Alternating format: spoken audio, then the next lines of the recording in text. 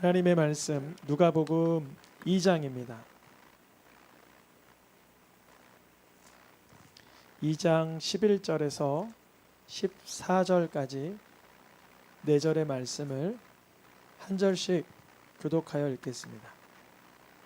제가 먼저 11절 읽겠습니다.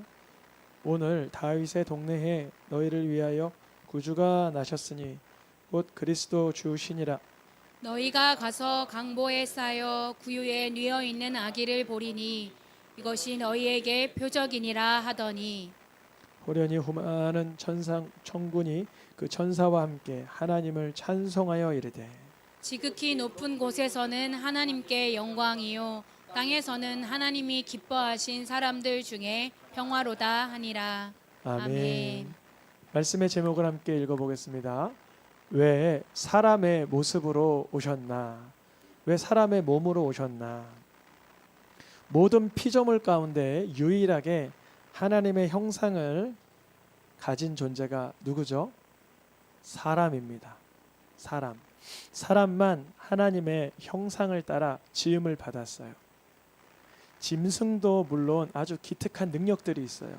멀리 보고 후각이 발달하고 어떠한 파장을 이용하기도 하고 몸의 색깔을 변화시키기도 하는 식물과 동물을 보면 뛰어난 능력을 우리 사람들이 그곳에서 인사이트, 통찰력을 얻기도 합니다.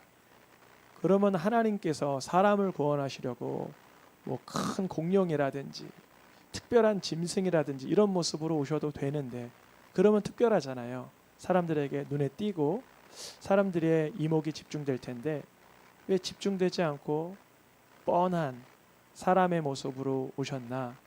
그 이유는 하나님의 형상을 가진 존재는 독수리도 아니고 소도 아니고 어떠한 벌레가 아닌 사람이기 때문에 그렇습니다.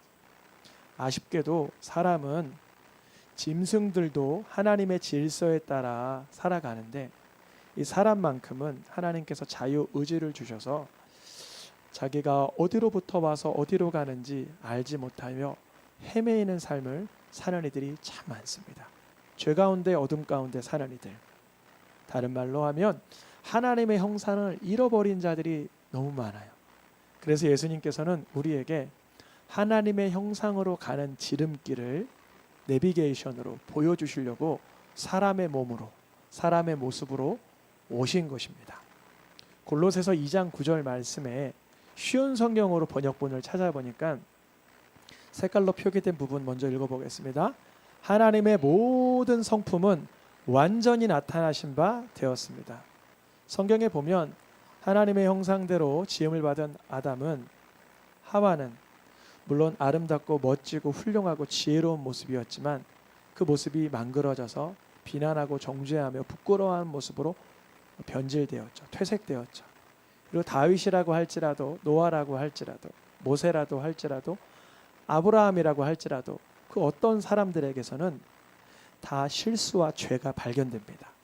그런데 하나님의 완전한 모든 성품이 완전하게 나타난 그 분이 한 분 계시니 누구죠? 예수 그리스도이십니다.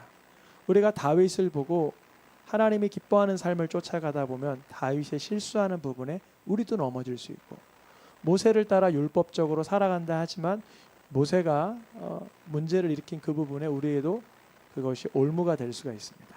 그러나 누구만큼은 예수 그리스도만큼은 그분께서 사람의 몸, 사람의 모습으로 오신 까닭은 뭐냐면 예수님 따라 살면 우리가 잃어버렸던 하나님의 성품을 완벽하게 복구시킬 수 있기 때문에 그렇습니다. 여러분 성령 수술 받을 수 있는 기회를 누리시길 축복합니다. 발음을 잘 들어야죠. 성령 수술입니다. 예수님을 따라 살아가다 보면은요, 우리의 삶 속에 그동안 고장났던 부분, 삐뚤어지거나 잘못됐던 부분을 주님이 교정시켜 주시고 때로는 과도하게 수술도 시켜 주십니다. 저도 예수님을 믿고 나서 많은 부분이 성령 수술 받았는데요. 때로는 주님께서 이렇게 살짝 변화시킬 때도 있어요. 가랑비에 옷이 젖듯 말이죠.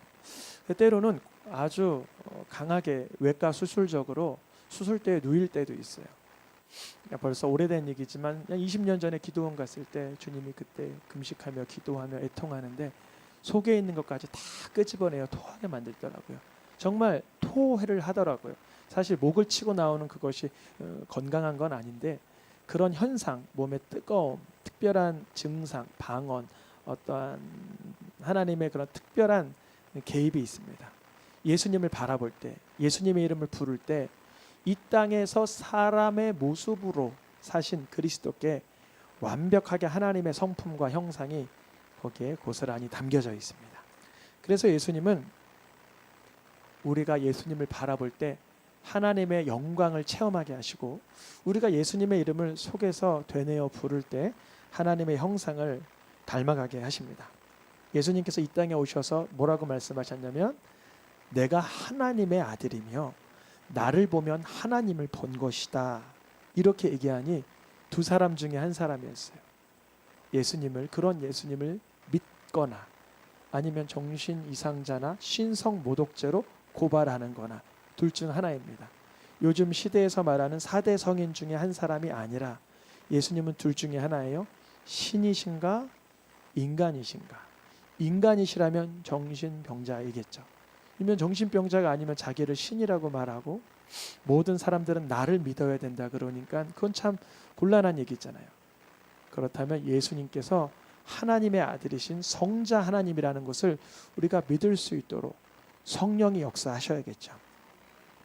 예수님은 왜 이 땅에 사람의 몸으로 오셨나, 사람의 모습으로 오셨나, 이 이야기를 하기 전에 이것부터 하나 짚고 넘어가야 됩니다. 중요한 것입니다. 예수님 태어나신 지 2024년, 대략 BC 4년으로 보시는 분들이 많더라고요. 그러니까 2028년 정도가 됐다면 예수님은 태어나기 전에 어디 계셨나? 이런 질문하는 분이 있어요. 첫째, 태어나기 전에 어디 계셨어요? 마리아의 뱃속에 계셨죠. 그럼 마리아의 뱃속에 성령으로 남자가 없이 잉태되시기 전에는 어디 계셨나? 이미 창세기에도 우리가 우리의 형상대로 우리가 사람을 만들자 할 때 그 우리는 누구죠? 성삼위 하나님을 지칭하는 것입니다. 예수님께서는 이 땅에 사람의 몸으로 사람의 모습으로 오시기 전부터 선제하셨다. 이것을 알고 믿고 누리는 것이 참 중요합니다. 그리고 나선 예수님이 사람의 그 변질된 부패한 이런 사안을 해결해 주시기 위해서 죄로부터 건지시기 위해서 마리아의 몸속에 잉태되셨고 그 다음에 자리하신 데가 어디예요? 마리아의 뱃속 다음이 구유입니다. 구유라고 오늘 읽었습니다. 구유는 짐승의 먹이가 담기는 곳이죠. 예수님은 다른 말로 우리들의 영적 먹이가 되시려고 오신 것이죠. 우리가 영적으로 아주 침해를 받을 때, 어두움 가운데, 혼란 가운데, 곤란을 겪을 때 예수 이름을 부르면 주님이 우리의 양식이 되어 주십니다. 예수님은 이 땅에 마리아의 몸속에 그 다음엔 구유에 오셨는데 다행히도 그 구유가 예수님의 표적이 되었어요. 들에서 양찌던 목자들이 그 아기를 찾아가는데 표적이 하나 있으니 어디에 누워 있을 거라 그래요? 구유에. 그러니까 구유는 그 예수님의 어머니 아버지의 열악함의 상징이지만 한편으로는 목자들에게는 표적이 된 거예요. 하나님께서 우리 삶의 연약함도 쓰신다는 것입니다. 그리고 예수님은 구유에 출산되셨는데 그 주소지가 어디예요? 바로 베들레헴입니다. 호적을 거기서 했습니다. 왜냐하면 예수님의 고향, 예수님의 그 선조의 고향이 다윗의 고향이 베들레헴이기 때문에 그렇습니다. 예수님은 왜 사람의 몸으로 오셨나? 첫째, 같이 읽어보겠습니다. 인간의 연약함을 체휼하시기 위해. 체휼이라는 말, 그 좀 어려운 말이죠. 잘 쓰는 말이 아니죠. 이제 이 체휼이라는 말을 컴패션이라고도 할 수도 있고 심파시라고도 할 수도 있는데 다른 말로 불쌍히 여기는 그 마음을 온몸으로 전달받는다 이런 정도의 의미로 받으면 좋겠어요. 그러니까 인간의 연약함을 하늘에 계신 하나님이 알긴 하시지만 나 같은 체험이 있으실까? 이런 궁금함이 우리에겐 있어요. 나의 가난은 아실까? 나의 배고름을 아실까? 나의 통증을 아실까? 나의 스트레스를 아실까? 나의 불안함을 아실까? 나의 공허함을 아실까? 그 예수님은 무엇을 체휼하기 위해서? 인간의 연약함. 오늘 본문으로 준비하지 않았지만 예수님은 40일 밤낮으로 금식하신 후에 배가 든든하셨더라. 그렇게 기록되어 있습니까? 40일 금식으로 배가 줄이신지라. 예수님은 배고픔을 경험하셨어요. 요즘 시대에 뭐 배고플 사람이 어디 있겠나 그러지만 우리는 늘 배고픔, 목말라 하고 있습니다. 예수님도 우리의 육체의 형편의 연약함을 아시죠. 예수님께서는 제자들이 배 타고 가는 그곳에서 고물, 즉 배 밑에 창고에서 너무 졸리셔서 베개를 베고 뭐하고 계셨어요? 주무시고 계셨어요. 예수님은 피곤함도 아셔요. 예수님은 나사로의 무덤 앞에서 다시 살릴 거를 예상하고 호언장담하시지 않고 눈물을 흘리셔서 우리 인간들이 경험할 수 있는 배고픔, 피곤함, 눈물, 이 모든 걸 몸소 체험하시기 위해, 체휼하시기 위해 인간의 모습으로 오신 것입니다. 그래서 언제라도 우리의 기도를 히브리서 2장 18절 말씀의 기준으로 그가 이런 곤란함을 받아 이런 인간의 연약함을 다 시험받아 고난을 당하셨은즉 우리가 배고픈 문제로 곤란한 문제로 역경으로 심란한 사안을 가지고 예수님께 도움을 요청하면 주님은 우리 눈높이에서 능히 도우실 수 있다는 거죠. 능히 도우실 수 있어요. 우리가 원하는 도움을 주님은 다 경험을 하셨어요. 저도 살아오면서 몇 번은 생명 그만둘까? 인생을 그만둘까? 이런 위기도 한두 번 있었습니다. 근데 주님께 기도할 때 예수님의 형편은 나보다 더 힘들 거라. 나는 그분보다는 더 형편이 아직 괜찮을 거라라는 위로도 생기더라고요. 여러분 예수님께 기도하다가 주님의 능히 도우시는 손길을 누리시길 축복합니다. 두 번째, 예수님께서 사람에 모신 이유는 뭐냐면 읽어보겠습니다. 그 가운데서도 말씀을 이루시기 위해 중요한 단서가 하나 있어요. 그 가운데가 뭘까요? 인간의 연약함. 우리는 연약하기 때문에 하나님 말씀을 이루어 드리는 게 조금 어렵습니다. 상당히 괴롭습니다. 형편이 좀 괜찮고 상황이 괜찮으면 말씀대로 살고 싶지만 나를 곤란하게 하고 환경이 어려우니까 난 말씀대로 살기 어렵습니다. 그래요. 저부터가 그럴 때가 많아요. 자녀를 말씀으로 훈육해야 되는데 난 지금 피곤해. 아내를 몸바쳐 사랑해야 되는데 나는 지금 곤란해. 성도님들을 위해 더 애써 눈물 뿌려 기도해야 되는데 나는 지금 그럴 수 없어. 나의 연약함을 하나님께 토로하며 그럴 수 없을 때가 있어요. 그러나 예수님은 그 가운데가 뭘까요? 인간의 연약함. 금식하는 가운데서도 눈물 흘리는 가운데서도 피곤하신 가운데서도 말씀을 이루기 위해 세 가지의 시험을 완벽히 승리하시고 배 밑에서 올라오셔서 풍랑을 잔잔하게 하시고 눈물을 거두시고 나사로를 불러내시죠. 말씀을 이루신다는 거예요. 그래서 예수님께서는 이 땅에 사람의 모습으로 오셔서 인간 아닌 몸으로 말씀을 이루신 게 아니라 인간의 몸으로 연약함 가운데 말씀을 이루시는 모습을 보여주시는 거예요. 우리 성도님들 이전에 경험해보지 못했던 말씀의 체험을 경험시켜 주실 줄 믿습니다. 나 이웃집 사람 사랑 못해. 나는 길 가다가 전도는 못해. 난 하나님의 뜻대로 살 수는 없어. 그랬더라도 괜찮아요. 이제 연약함 가운데 말씀을 이루신 예수님 바라보면 주님이 우리의 삶 가운데 기적을 일으켜 주실 줄 믿습니다. 예수님은 그 가운데서도 말씀을 이루시는 모습을 보여주시기 위해 마태복음 4장 4절 말씀에 사람은 떡이 물론 있어야 되지만 읽어보겠습니다. 색깔로 표시된 부분만 사람이 하나님의 입으로부터 나오는 모든 말씀으로 살아날 것이라. 살아갈 것이다.